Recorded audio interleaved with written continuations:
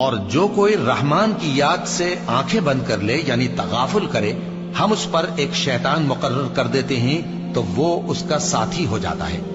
اور یہ شیطان ان کو رستے سے روکتے رہتے ہیں اور وہ سمجھتے ہیں کہ وہ سیدھے رستے پر ہیں، یہاں تک کہ جب وہ ہمارے پاس آئے گا تو اس شیطان سے کہے گا کہ اے کاش مجھ میں اور تجھ میں مشرق و مغرب کا فاصلہ ہوتا، تو برا ساتھی ہے۔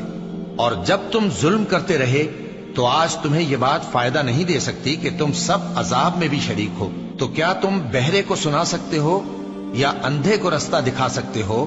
اور جو کھلی گمراہی میں ہو اسے راہ راست پر لا سکتے ہو؟ پھر اے پیغمبر،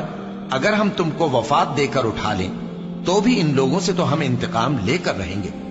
یا تمہاری زندگی ہی میں تمہیں وہ عذاب دکھا دیں گے جس کا ہم نے ان سے وعدہ کیا ہے، کیونکہ ہم ان پر قابو رکھتے ہیں۔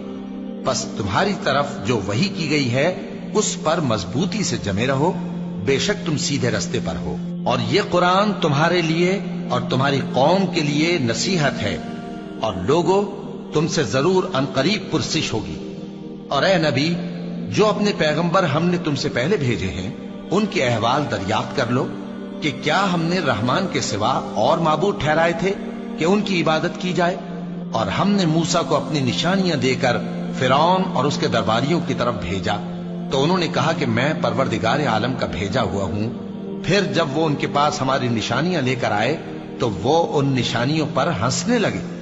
اور جو نشانی ہم ان کو دکھاتے وہ پہلی سے بڑی ہوتی تھی، اور ہم نے ان کو عذاب میں پکڑ لیا تاکہ باز آئیں، اور کہنے لگے کہ اے جادوگر، اس عہد کے مطابق جو تیرے پروردگار نے تجھ سے کر رکھا ہے اس سے دعا کر، بے شک ہم ہدایت یاب ہوں گے۔ سو جب ہم نے ان سے عذاب دور کر دیا تو وہ عہد شکنی کرنے لگے، اور فرعون نے اپنی قوم سے پکار کر کہا کہ اے قوم، کیا مصر کی حکومت میرے ہاتھ میں نہیں ہے، اور یہ نہریں جو میرے محلوں کے نیچے بہ رہی ہیں میری نہیں ہیں؟ کیا تم دیکھتے نہیں؟ بے شک میں اس شخص سے جو کچھ عزت نہیں رکھتا اور صاف گفتگو بھی نہیں کر سکتا کہیں بہتر ہوں۔ تو اس پر سونے کے کنگن کیوں نہ اتارے گئے، یا یہ ہوتا کہ فرشتے جمع ہو کر اس کے ساتھ آتے؟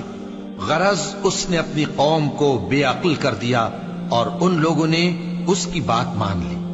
بے شک وہ نافرمان لوگ تھے۔ پھر جب انہوں نے ہم کو خفا کیا تو ہم نے ان سے انتقام لیا اور ان سب کو ڈبو کر چھوڑا، سو ان کو گئے گزرے کر دیا اور بعد میں آنے والوں کے لیے عبرت بنا دیا۔ اور جب مریم کے بیٹے عیسیٰ کا حال بیان کیا گیا تو تمہاری قوم کے لوگ اس سے چلا اٹھے اور کہنے لگے کہ بھلا ہمارے معبود اچھے ہیں یا وہ یعنی عیسیٰ؟ انہوں نے جو ان عیسیٰ کی مثال تم سے بیان کی ہے تو صرف جھگڑنے کو، حقیقت یہ ہے کہ یہ لوگ ہیں ہی جھگڑالو۔ وہ تو ہمارے ایسے بندے تھے جن پر ہم نے فضل کیا،